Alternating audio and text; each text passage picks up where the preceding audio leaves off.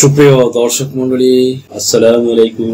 দেশে এবং দেশের বাইরে যে যেখান থেকে শুনছেন, আশা করি ভালো আছেন, সুস্থ আছেন, নিরাপদে আছেন। আমি advocate Mohammad Belayet Hossain, Bangladesh supreme court.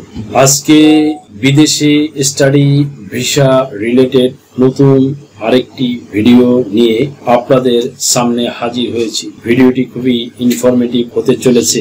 আজ এই ভিডিওতে আমি ডেসক্রাইব করব এবং স্পেশালি ইটালির স্টাডি ভিসার ব্যাপারে এমন কিছু গুরুত্বপূর্ণ ডকুমেন্টস নিয়ে কথা বলবো, যেটি ছাড়া বা যেটির মধ্যে একটু ভুল হলে আপনার ইটালির স্টাডি ভিসা ক্যান্সেল হয়ে যেতে পারে।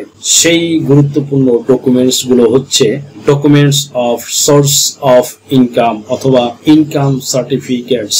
সো আপনারা সবাই জানেন, ইটালিতে স্টাডি ভিসা অ্যাপ্লিকেশনের জন্য আপনার এবং আপনার স্পন্সরের অ্যাকাউন্টে একটি হেলদি অ্যামাউন্ট দেখাতে হয়, যার মাধ্যমে এটা প্রমাণিত হয় যে আপনি ইতালিতে এসে যে লেখাপড়া করবেন ব্যাচেলর অথবা মাস্টার্স প্রোগ্রামে, সেই লেখাপড়ার খরচ আপনি অথবা আপনার স্পন্সর বহন করতে পারবেন। এখন ওই টাকাটা কোথা থেকে আসলো, ওই টাকাটার প্রুফ কি বা ওই টাকাটার সোর্স কি, তা প্রমাণ করার জন্য আপনার কিছু ডকুমেন্টস জোগাড় করতে হবে।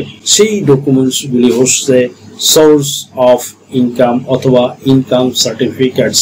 আপনারা অনেকেই আপনি অথবা আপনার স্পন্সর চাকরিজীবী কিংবা ব্যবসায়ী, তো আপনার স্পন্সর যদি ব্যবসায়ী হয়ে থাকে তাহলে কোন কোন ডকুমেন্টস জমা দিতে হবে ভিসা অ্যাপ্লিকেশনের সময় সাপোর্ট ডকুমেন্টস হিসেবে, অথবা আপনার স্পন্সর যদি চাকরিজীবী হয় তাহলে কোন কোন ডকুমেন্টস জমা দিতে হবে বিএসএস গ্লোবালে ভিসা অ্যাপ্লিকেশনের সময়। সুপ্রিয় দর্শক মন্ডলী, আজকের এই ভিডিওতে আমি ডিটেইলস কথা বলতে যাচ্ছি সেই বিষয়ে। সো ভিডিওটি স্কিপ না করে সম্পূর্ণ দেখার জন্য রিকোয়েস্ট করছি। প্রথমে আসি, আপনার স্পন্সর যদি চাকরিজীবী হয় তাহলে আপনি ব্যাংক স্টেটমেন্ট এর প্রুফ হিসাবে কোন কোন ডকুমেন্টস জমা দেবেন। যদি আপনার স্পন্সর বা আপনি যদি সেলফ অ্যাপ্লিক্যান্ট হয়ে থাকেন বা সেলফ স্পন্সর হয়ে থাকেন তাহলে কোন কোন ডকুমেন্টস জমা দিবেন। সেই ক্ষেত্রে প্রথমেই জমা দিতে হবে আপনার এমপ্লয়মেন্ট সার্টিফিকেট অথবা জব সার্টিফিকেট। আপনি অথবা আপনার স্পন্সর যে কোম্পানিতে কাজ করছেন সেই কোম্পানির একটা মেম্বারশিপ সার্টিফিকেট অথবা আপনি যে কাজ করছেন তার একটা সার্টিফিকেট আপনাকে জমা দিতে হবে। অ্যান্ড দেন তারপরে হচ্ছে অ্যাজ ওয়েল অ্যাজ পাশাপাশি আপনাকে জমা দিতে হবে স্যালারি সার্টিফিকেট। দ্যাট মিনস প্রতি মাসে আপনার অথবা আপনার স্পন্সরের ইনকাম কত হয় তার একটা ডকুমেন্টস আপনি বিএফএস গ্লোবালে জমা দিতে হবে। এর পাশাপাশি অ্যাজ ওয়েল অ্যাজ আপনার জমা দিতে হবে আপনার স্যালারি সার্টিফিকেট এবং আপনার এমপ্লয়মেন্ট সার্টিফিকেটের পাশাপাশি কিন্তু প্রতি মাসে আপনি যে বেতনটা পাচ্ছেন কিংবা আপনার স্পন্সর যে বেতনটা পাচ্ছে তার পেমেন্ট স্লিপ অথবা পে স্লিপ তো আপনি জমা দিতে এই ক্ষেত্রে পারেন।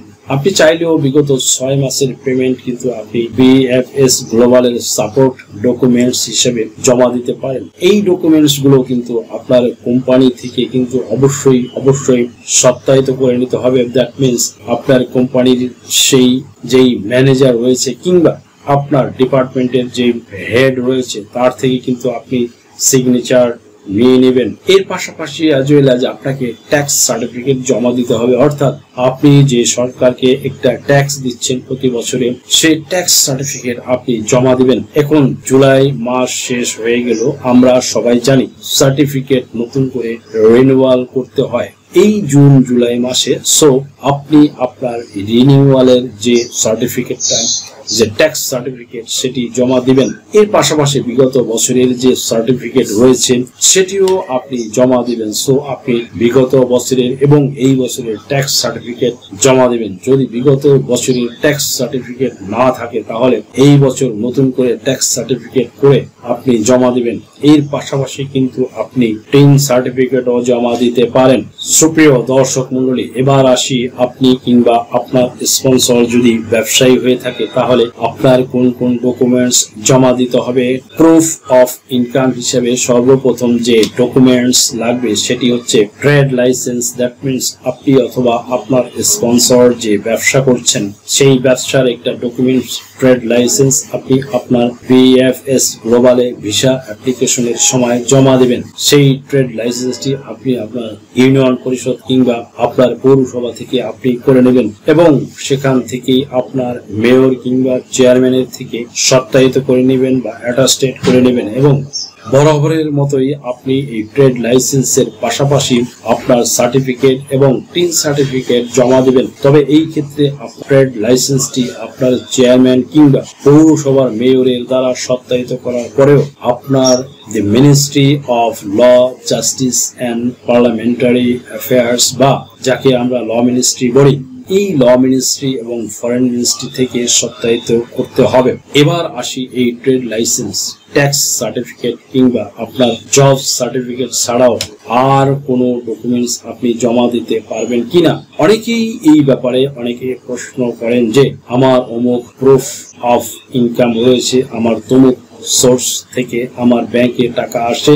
আপনার ব্যাংক স্টেটমেন্টে যে টাকাটা রয়েছে, আপনার ব্যাংক সলভেন্সির যে অ্যামাউন্টটা রয়েছে তা প্রুফ করার জন্য আপনি যে কোনো ধরনের সাপোর্টিং ডকুমেন্টস ইউজ করতে পারেন। যেমন সে ফর এক্সাম্পল তার মধ্যে আপনার প্রপার্টি সেল ডকুমেন্টস আসতে পারে। আপনি যদি আপনার জমি বিক্রি করে থাকেন সেই ক্ষেত্রে আপনার জমি সেল করার যে ডকুমেন্টস সেটার যে অ্যাফিডেভিট হয়ে থাকে, ইউজুয়ালি দলিল, সেটা কিন্তু আপনি নোটারাইজ করে আপনি জমা দিতে পারেন, দলিলের সামারি করে নোটারাইজ করে দিতে পারেন। তার পাশাপাশি যদি আপনার কোনো জমি থাকে, অবিকৃত জমি, সেই প্রপার্টির কিন্তু প্রপার্টি ভ্যালু ডকুমেন্টস বা প্রপার্টি ভ্যালু সার্টিফিকেট করে আপনি কিন্তু বিএফএস গ্লোবালে কিন্তু জমা দিতে পারেন। সুপ্রিয় দর্শক মন্ডলী, এছাড়া অনেকেরই মেজর সোর্স অফ ইনকাম হচ্ছে আপনার বাসা ভাড়া। সো অনেকে জানতে চান যে বাসা ভাড়ার ডকুমেন্টস আপনি সাবমিট করতে পারবেন কিনা। সেই ক্ষেত্রে আমি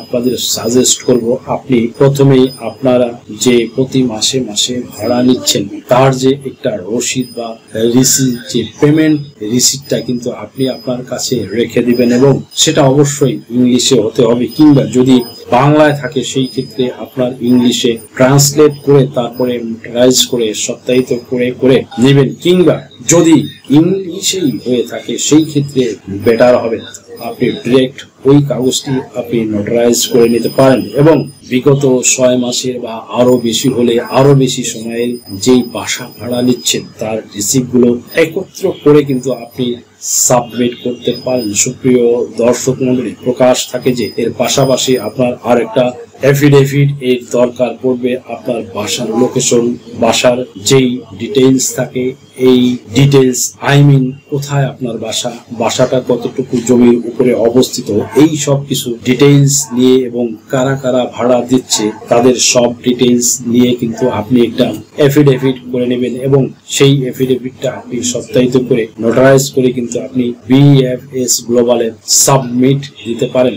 সেই ক্ষেত্রে সেই এফিডেভিটে কিন্তু আপনার এবং আপনার যার থেকে ভাড়া নিচ্ছেন তার ডিটেইলস থাকতে হবে। যেমনটা আমি বারবার বলছি, আপনি যত পারেন আপনার সাপোর্ট ডকুমেন্টস কিন্তু আপনি সাবমিট দিবেন।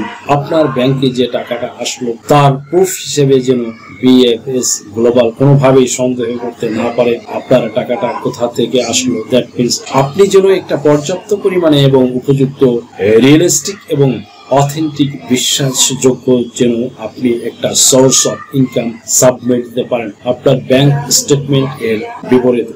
পরিশেষে আমি একটাই কথা বলবো, সেটা হচ্ছে ফাইন্যান্সিয়াল এফিডেভিটটা যখন আপনার রেডি হয়ে যাবে ভালো করে এটাকে নজর দিবেন, বারবার রিভাইজ দিবেন, দেখবেন সব ইনফরমেশন ঠিকঠাক আছে কিনা। সবকিছু ঠিকঠাক থাকলে ইনশাল্লাহ পরবর্তীতে বাকি সব কাগজগুলো আপনার জন্য ইজি হয়ে যাবে। But this is the most important part for Italy study, যেখানে আমরা একটা জিনিস বিশ্বাস করাবো ইটালিয়ান ইমিগ্রেন্টকে যে yes, my sponsor is capable of supporting me to study in Italy. I have received all the money from the right.